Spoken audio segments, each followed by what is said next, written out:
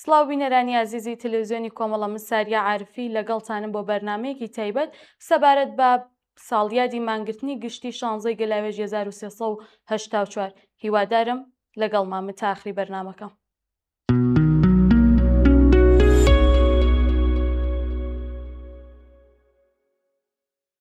شازدەی گەلاوێژ وە بیرهێنەرەوەی هێزی جەماوەری و پێویستی مانگرتنی سیاسی گشتی.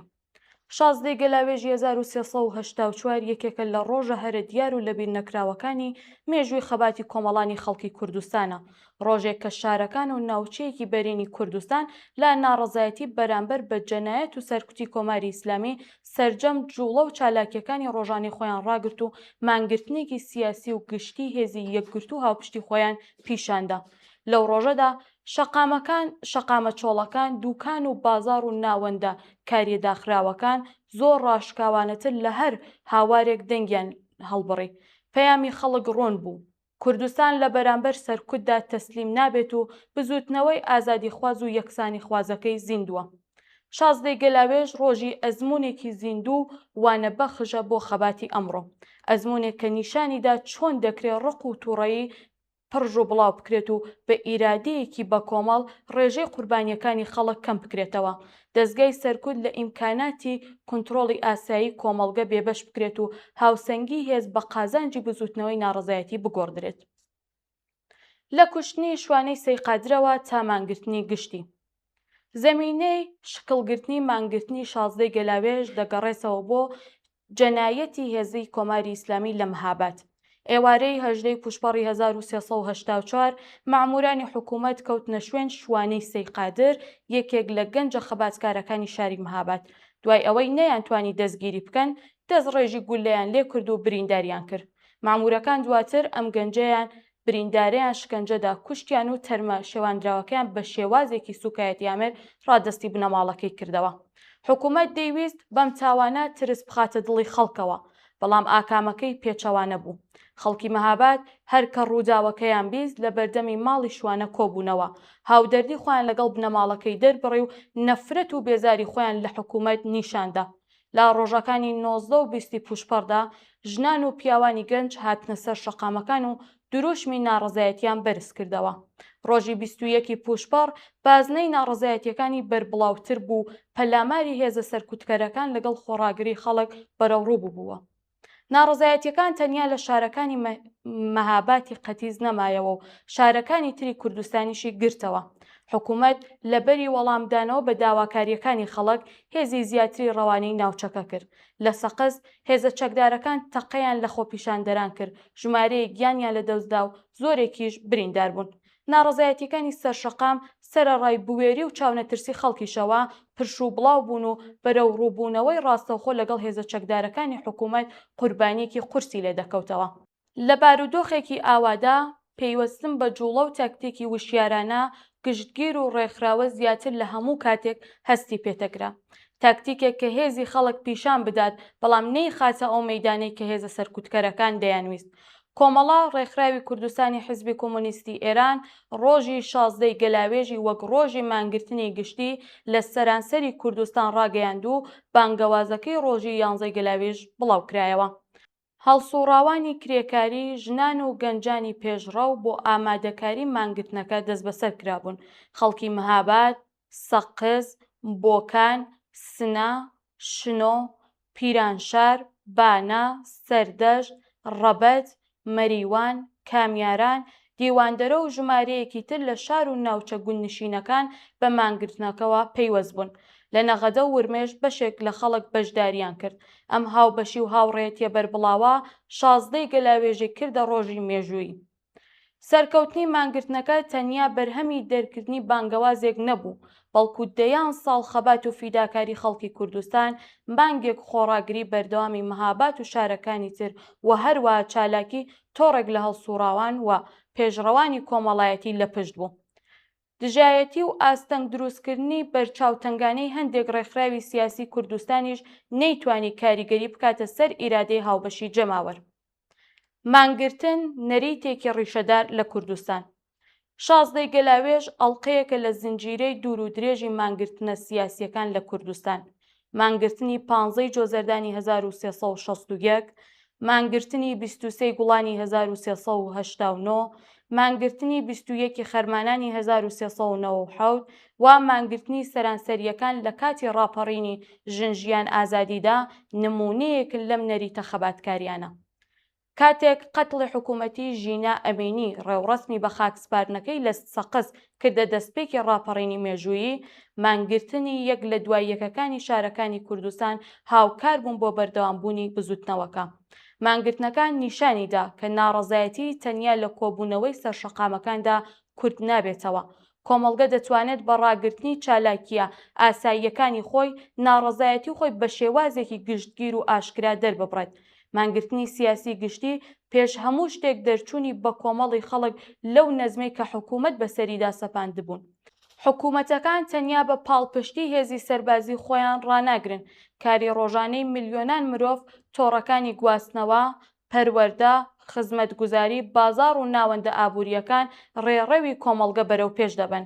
کاتێک خەڵک بە شێوەیەکی وشیارانە لە درێژەدان بە چالاکەی ئاسایی خۆیان دەبوێرن، هێزێکی ئاشکرا دەکەن کە لە ڕۆژانی ئاساییدا کەمتر دەبیندرێن. بۆچی مانگرتن لە بارودۆخی ئێستادا گرنگە؟ ئەمڕۆ کۆماری ئیسلامی لە بەرامبەر داواکاری نان، ئازادی، یەکسانی و کەرامەتی ئینسانیدا زیاتر لە هەر کاتێکی تر پەنای بردووە بەرزیندانی سێدارە، گولە و کەشوهەوای ئەمنیەتی، هەژاری، بێکاری، هەڵاوسان، هەڵاواردن، سەرکوتی ژنان، سیستمی نەتەوایەتی و نەبوونی ئاسۆیەکی ڕۆن ژیانی ملیۆنان کەسی خستۆتە ژێر گوشارەوە. لە کوردستان ئەم گوشارە گشتیە هاوکار لەگەڵ هەڵاواردنی دامەزراوەیی میلیتاڕێزکردنی ناوچەکە، بێکاری بەربڵاو و سەرکوتی چەند بەرامبەر. خەڵک هیچ چارەیەکیان نییە جگەل لە خۆڕاگری، بەڵام خۆڕاگری بە مانای دووبارەکردنەوەی بەردەوامی یەک شێوازی خەبات نییە. حکوومەتێک کە بۆ بڵاو پێکردنەوەی کۆڕ و کۆبوونەوەکان چەکی گەرم بەکاردێنێت، هەوڵ دەدات خەڵک پەلکێش بکاتە ناو ڕوبەڕووبوونەوەیە کە تێیدا باڵادەستی چەک و چۆڵی هەیە. وەڵامی بەرپرسانە بریتیە لە فرە چەشنکردنی شێوازەکانی خەبات و هەڵبژاردننی تەکنیکگەلێ کە لێ ڕێگا بۆ بەشداری هەرچی زیاتر خەڵک خۆش بکات و ئیمکانی کوشتار کەمتر بکاتەوە. مانگرتنی سیاسی گشتی دەتوانێت لە پاڵ چالاکی پیشەیی، کەمپینی دادخوازی، خەباتی ژنان، ناڕەزایەتی خوێندکاران و هیتردا بندرێت. مانگرتنی جێگرەوەی هەموو ئەو شێوازانە نین، بەڵکو ئامرازێکم بۆ بەیەکەوە گرێوەدان و بەهێزکردنیان. لە ڕۆژی مانگرتندا هێزە سەرکوتکەرەکان ڕەنگە هێشتا لە شەقامەکاندا حوزوریان هەبێت، بەڵام لەگەڵ مەیدانێکی چۆڵ و کۆمەڵگەیەکی سەرپێچکار بەڕێو ڕوو دەبنەوە. ئەوان ناتوانن بە ئاسانی جەماوەری بەرینی خەڵک لە شوێنی بەرتەسک و سنووردارەکاندا گەمارۆ بنون و سەرکوتیان بکەن. داخستنی وشیارانەی ناوەندەکانی کار و چالاکیە کۆمەڵایەتیەکان توانای حکوومەت بۆ ئاسایی نیشاندانی دۆخەکەش لەناو دەبات. بەم مانایە مانگرتن دەتوانێت ئامێری سەرکوت لە ڕووی سیاسیەوە پەک بخات. ئیمکانی بەشداری بەربڵاوتری خەڵک یەکێک لە گرنگترین قازانجەکانی مانگرتنی گشتی ئەوەیە کە ڕێگە بە بەشداربوو ئەو کەسانە دەکاتەوە کە ئیمکانی بەشداریکردنیان لە ناڕەزایەتیەکانی سەرشەقامەکاندا نییە. بە ساڵە چوان، کەسانی نەخۆش یاخود خاوەن پێداویستی تایبەت، ئەو دایک و باوکانەی کە بەرپرسیارەتی بەخێوکردنی مناڵیان لەسەرا، ئەو کارمەندانی لە ژێر کوشاری خاوەنکاران و هەروەها ئەو کەسانی لە دەستگیرکردن یا توندوتیژی سەرشەقام نیگەرانن دەتوانن لە ڕێگەی مانگرتن هاوپشتی خۆیان نیشان بدەن. خۆپیشاندانێکی گەورە ڕەنگە هەزاران کەس کۆ بکاتەوە، بەڵام مانگرتنێکی سەرکەوتوو دەتوانێت ئیمکانی بەشداری سەدان هەزار یان ملیۆنان کەس فراهەم بکات. داخرانی بەربڵاوی بازاڕەکان، ڕاوەستانی کار و تەعتیلبوونی زانکۆکان و ناوەندەکانی پەروەردە دیمەنێکە لە ڕێژەی ڕاستەقینی ناڕەزایەتیەکانی کۆمەڵگە دەدات بەدەستەوە کە حکوومەت ناتوانێت بیبەسێتەوە بە گروپێکی کەم تێکدەر. مانگرتن خەڵک نانێرێتەوە بۆ ماڵەوە تا خەبات کۆتایی پێبێنێت، بەڵکو ماڵ، شوێنی کار، قوتابخانە، زانکۆ و بازاڕ دەکاتێ مەیدانی سەرپێچی مەدەنی. مانگرتنی سەرکەوتوو نیشانی دەدات کە سنووری خەبات تەنیا شەقام نییە و هێزی خەڵک دەتوانێت لە سەرانسەری کۆمەڵگەدا خۆی نیشان بدات. مانگرتن دەبێت بە بەرپرسیارەتیەوە ڕێک بخرێت. مانگرتنی گشتی چارەسەیرێکی سێحر ئامیز نییە و نابێ بە بێڕەچاوکردنی بارودۆخی ڕاستەقینەی خەڵک بانگەوازی بۆ بکرێت. گوشاری ئابووری لەسەر بنەماڵی کرێکاران، موچەخۆرانی ڕۆژکار و کاسبکارانی کەم دەرامەت ڕاستیەکی حاشا هەڵنەگرە. کوردستان ناوچەیەکە کە زۆرترین خزمەتگوزاری و بازرگانی و ناوەندە پیشەسازی گەورەی کەمتری تێدایە. بەم پێەیە مانگرتنی درێژخایەن و بەردەوام ڕەنگە قورسایی سەرەکی بخاتە سەرشانی هەمان ئەو خەڵکەی کە بەدەست هەژاری و بێکاریەوە دەناڵێنن. لەم ڕۆوەوە بانگەوازی مانگرتن دەبێت لە کاتی خۆیدا بێت، ماوەکەی سنووردار بێت و لە پشتیوانی کۆمەڵایەتی بەهرەمەند بێت. مەودای زەمەنی نێوان مانگرتنەکان ئەنجامی سیاسی ڕوون، توانای ڕاستەقینەی کۆمەڵگە و دۆخی توێژە زیان لێکەوتووەکان دەبێت لە بەرچاو بگیرێت. خزمەتگوزاریە پێویستیەکانی وەکو فریاکەوتن، دەرمان و پێداویستیە سەرەکیەکانی خەڵکیش دەبێت بپارێزرێن. هاوپشتی لەگەڵ بنەماڵە کەم دەرامەتەکان و کرێکارانی مانگرت و بەشێکی دانەبراوە لە بەرپرسیارەتی بە کۆمەڵی بزوتنەوەکە. مانگرتن کاتێک سەرکەوتووە کە خەڵک بەهی خۆیانی بزانن، نەک فەرمانێک کە لەسەرەوە دەربچێت. گفتوگۆ لە ناوەندەکانی کار و ژیان، بەشداری ڕێکخراوە سربەخۆکان، متمانەی دوولایەنە و بڕیاردانی بە کۆمەڵ لە زومرەی بنەما سەرەکیەکانی حرەکەتێکی لەو شێوەیەن. بانگەوازی بەپەلە و بێپشتیوانەکان دەتوانن متمانەی گشتی لاواز بکەن لە بەرامبەردا ئامادەکاری کۆمەڵایەتی و هاوکاری بەربڵاوی مانگرتن دەکاتە هێزێکی ڕاستەقینە.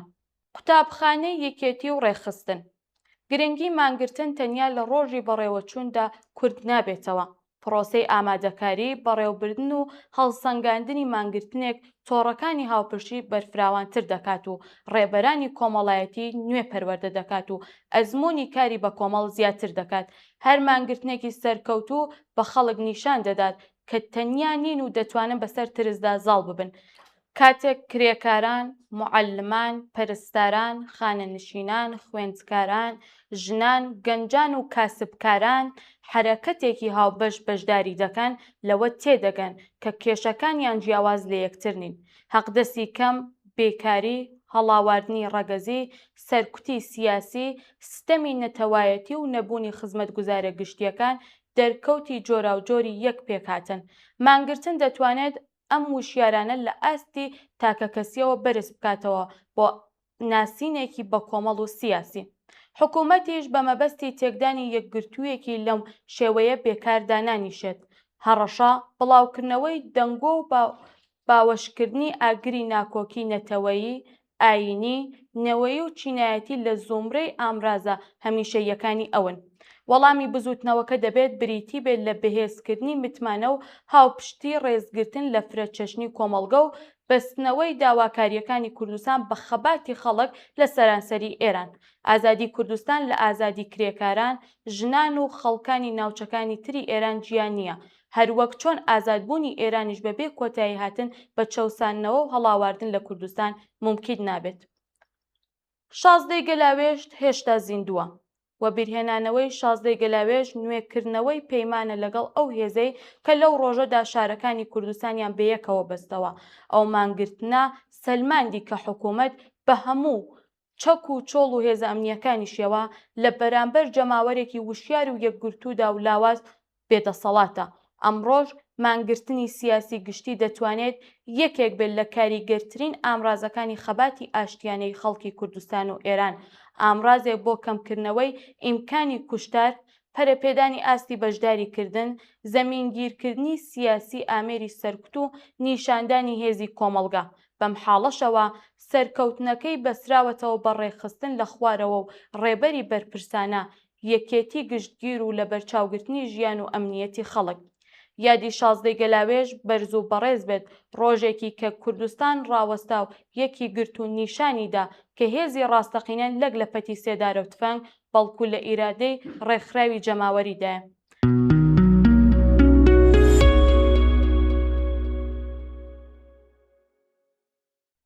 بینەرانی ئازیز، زۆر سپاس کە تا ئێستا لەگەڵمان بوون.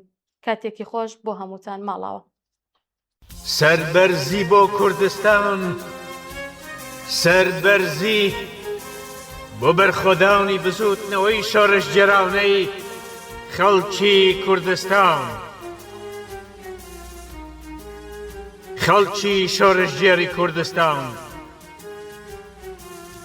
ئەمڕۆ هەمومان بە شانازیەوە خۆمان وەک هەمیشە بەسەر بەرز دەزانین.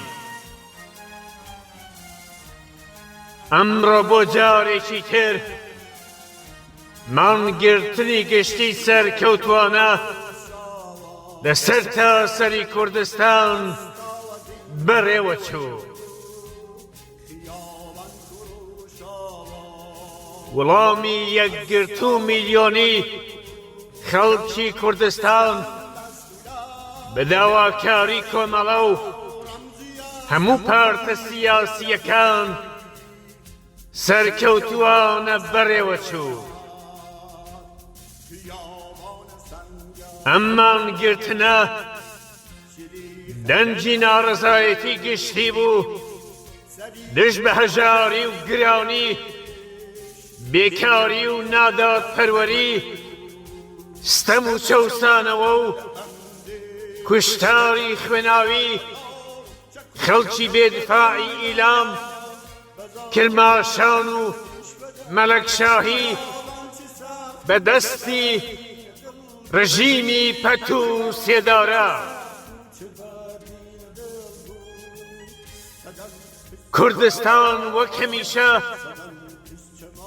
لە تەواوی ماوەی حکومڕانی ئەم ڕژیمە نیگریسەدا سەربەرز بووە و هەرگیز چۆچی بۆ ستەم دان نەنەواندووە.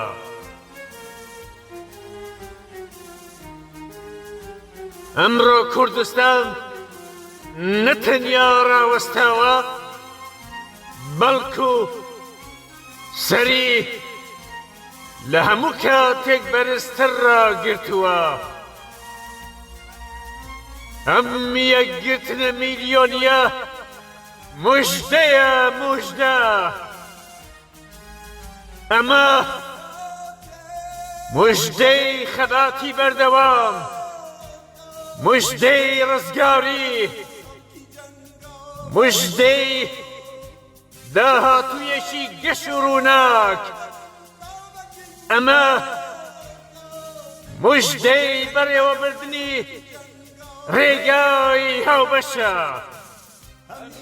ئەمە موژدەی خەباتی هاوبەشە بۆ سەرکەوتنی یەکجاری.